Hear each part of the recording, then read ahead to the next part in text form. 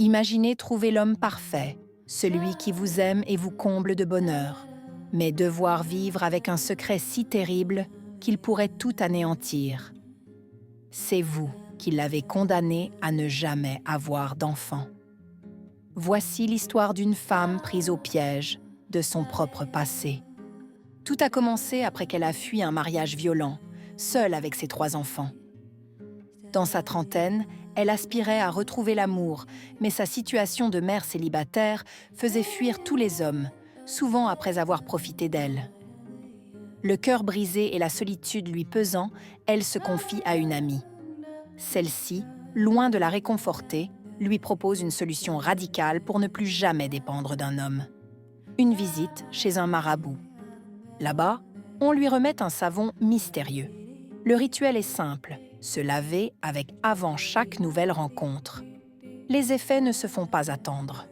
Si les hommes ne lui donnent pas directement d'argent, des opportunités incroyables, des contrats lucratifs commencent à pleuvoir dans sa vie.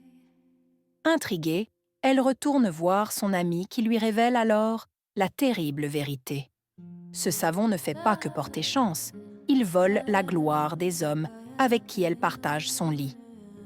Plus précisément, il leur dérobe leur capacité à procréer. Chaque homme qu'elle séduit devient stérile, à jamais.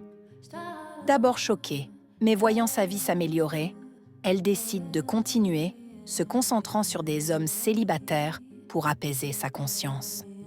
Puis, elle rencontre un homme différent, un expatrié de passage pour ses affaires. Il est célibataire, sans enfant, et tombe éperdument amoureux d'elle. Ce qui devait être une aventure d'un soir se transforme en une relation profonde et sincère. Il est tout ce dont elle a toujours rêvé, doux, attentionné, respectueux. Il lui offre une maison, une voiture, la présente à sa famille et lui demande sa main.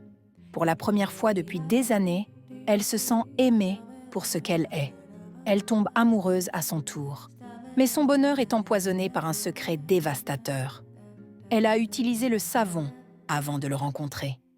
Elle sait, avec une certitude glaçante, qu'elle a rendu stérile l'homme qu'elle aime, celui qui rêve de fonder une famille. Elle est piégée. Elle l'aime trop pour le quitter, mais la culpabilité la ronge. Comment peut-elle construire une vie avec lui en sachant qu'elle est la cause de son plus grand malheur à venir? Et comment pourrait-elle lui avouer l'existence de ses propres enfants qu'elle lui a cachés sur les conseils de son amie? Elle est à la croisée des chemins, face à un choix impossible.